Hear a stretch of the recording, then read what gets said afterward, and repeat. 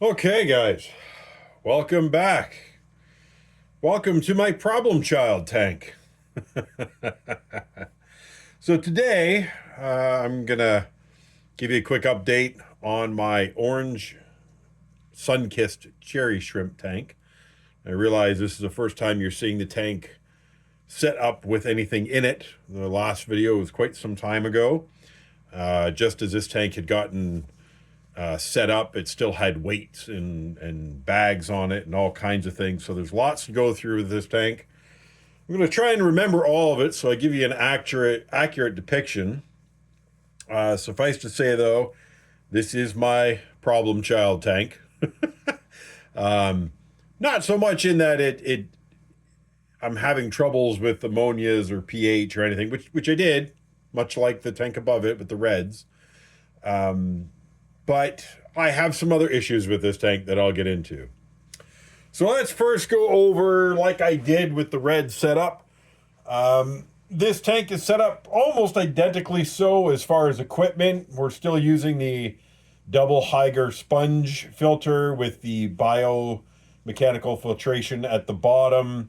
The Eheim bio balls in there with a couple tablespoons of crushed coral for pH stability. This tank was set up still using the fluval stratum as a base. Yes, I know how awful an idea that is. We discussed that in the previous video. There's probably about a 2-inch layer of black blasting sand on top. And then this was done with a bunch of river rocks. And the wood in there is actually, I believe, reptile wood, not aquarium wood. And yes, that did in fact cause me some issues as well. Also painted black back on the aquarium. Cories and autos in here as well for the same reasons as discussed previously. Cories, especially the albino cories, do a great job of sifting through the substrate and working the waste products down below the sand layer and kicking them up into the water column so that the sponge can pick that up and remove it. So tank set up very similarly to the other ones. Oh, I forgot to mention in the previous video, none of my tanks have heaters. This is all in cold water in the basement. So my tanks are typically in the range of between about 20 degrees Celsius to 22 or 23 degrees Celsius, depending on the season. It gets warmer down here in the summertime and a little cooler down here in the wintertime. Even though the house is heated or climate controlled, the basement still fluctuates a little bit because I don't have a lot of vents open up down here. So this is all cold water tanks. I don't run heaters for a number of reasons. Everything from cost to reliability to, you could lose your entire aquarium if the damn thing breaks and shorts out. So I'd rather not have that problem. And if it means I have slightly slower breeding in the wintertime than in the summertime, that's fine by me. I don't really have a problem with giving my shrimp a break when it comes to breeding. I think that's not a bad plan. So this tank is set up very similarly in hardware, substrate, fish that are in it, all for the same reasons previously. The plants are a little different. There's a couple of Echinodoros in here. They never really did take off growing, again, due to lighting issues that I had in these tanks because I was trying to battle algae, which this tank still has an issue with, specifically the string or hair algae. This tank was planted with a lot of reds, so there's a lot of red colored plants in here, alongside the Echinodoros, alongside the Sawasatang that's in the corner that's just now starting to grow. There's also, for plants in here, let me just go through them. There's the Echinodoros red, there's Ludwigia super reds, there's some Bucephalandra potted in here, there's an Echinodoros red devil in here. And I don't remember what the other one is because I've cut it and pulled it out of other tanks.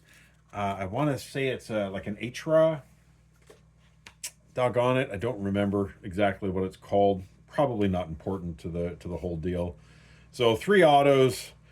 3 albino cories, a mystery snail, 2 neorites, just like the other tanks. Just like all of my shrimp tanks will be set up exactly the same way because I found that this system seems to work pretty good.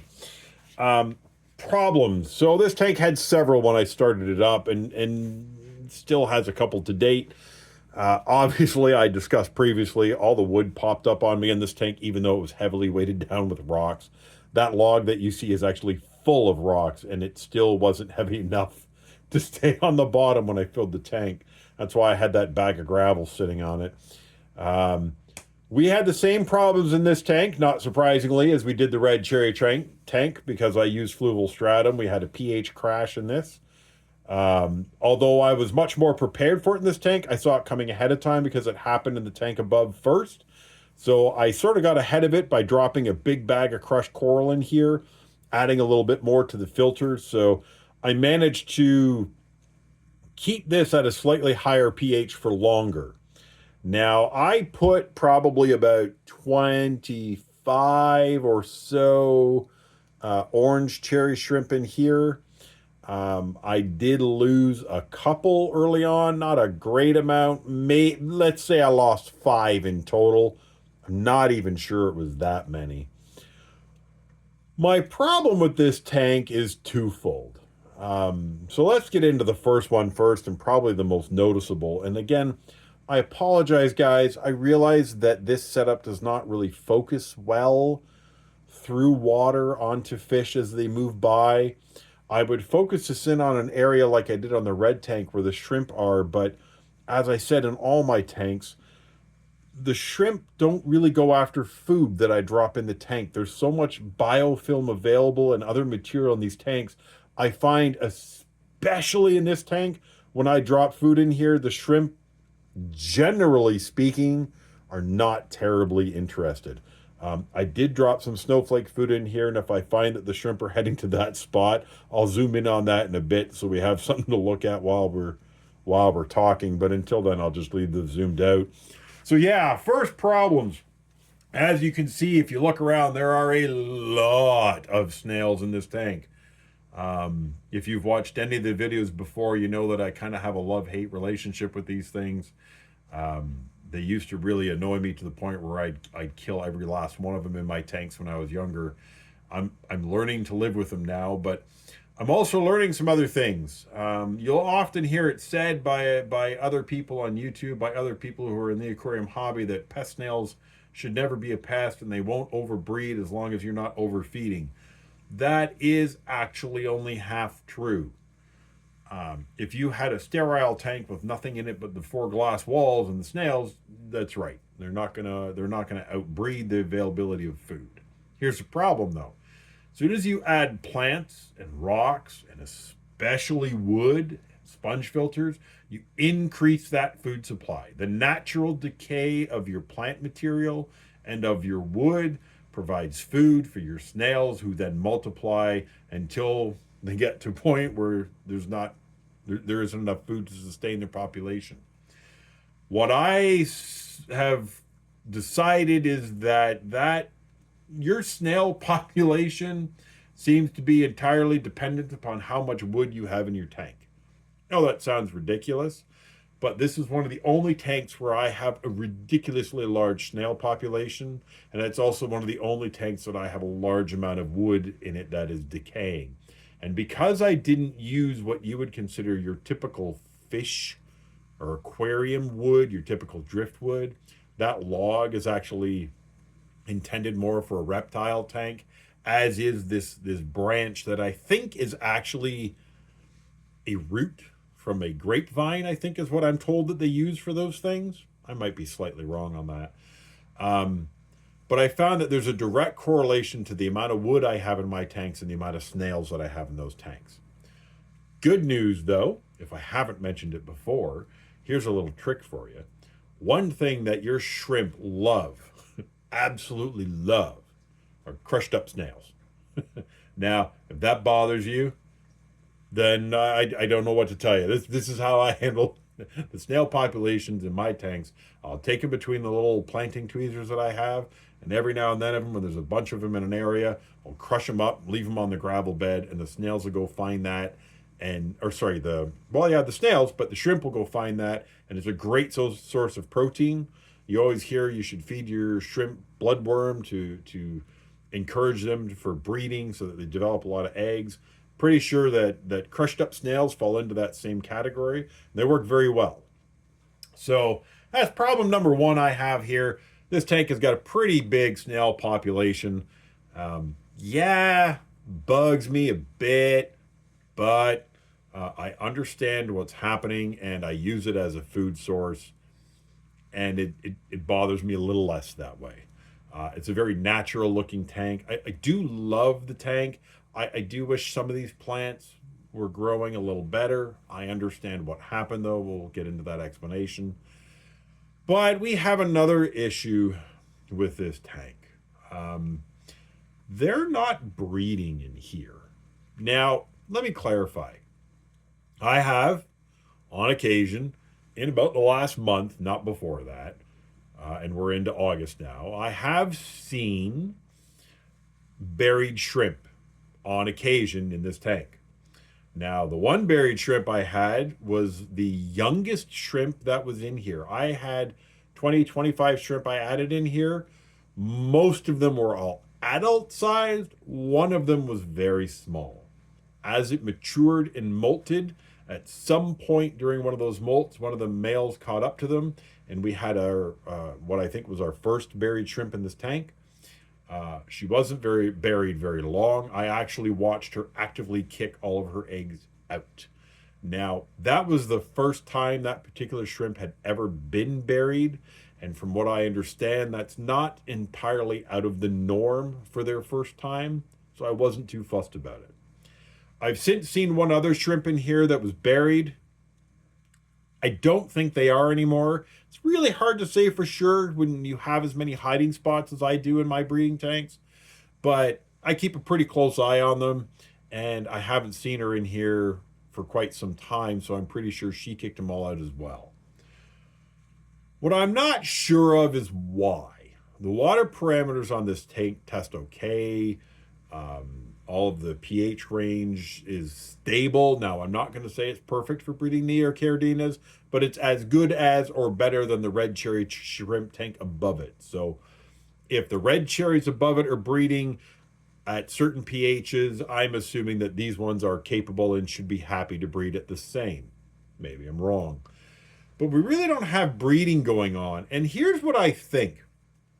I've tested the water parameters. I've watched this tank pretty closely. I don't think it's a condition of the water. I don't think it's that they're not happy or well fed. What I think the problem is, if you look at the shrimp that are in here closely, I think the vast majority of them, the bulk of them that are in here, are in fact female. I think I only have a couple males in this tank. So I think what's happening, I don't do regular water changes. In fact, I don't do water changes, period, unless there's an issue. So I think what's happening, if you don't do regular water changes, your shrimp won't molt as often because you're not forcing a molt. So I think what's happening is on the rare occasions that I get one of my adults, because these are all adults in here, that molt. I think because there's only a couple of males in this tank, they're having difficulty in locating the female shrimp that has molted and therefore missing the opportunity, and I'm not getting buried shrimp out of it. My solution to this problem, I'm going to try when I order the fish and the plants and everything for the next tank that I'm setting up in the next week or so. What my plan is I'm going to drop 25 to 50% of the water in this tank. I'm going to do a big water change. And then I'm going to drip acclimate 10 new shrimp into the tank. And I'm going to try and get a larger ratio of males to females. So if I get 10 shrimp, I'm going to try and get younger shrimp and maybe get 5 or 6 males and 5 or 6 females and put them in here after I've done the big water change. My hope is to encourage all the shrimp that are in here, old and new, to possibly go through a molt. And then with the increased number of males, perhaps we'll get an increased number of buried shrimp and we'll encourage breeding that way. Once you get them breeding, it seems to be that they kind of stay breeding. So that's my hope for this. I don't want to do anything drastic until then. The tank itself is pretty stable, like parameter wise. I don't worry about it. You can see that there's not been a lot of plant growth in here. Again, that falls back to my battling algae and having reduced the light to such a level in here that the plants actually started to die. And I really didn't catch on to that problem until just a little while ago. So I pushed the brightness up another 10 or 15% in my tanks. I pulled out a bunch of floaters initially, which I'm going to have to do again, just to let a little bit more light into the tank and try and encourage that growth. It seems to have been successful. So we'll continue to trim and replant as time goes on, and we'll get this tank to where I envisioned it to be in the beginning before I experienced all the problems that I had.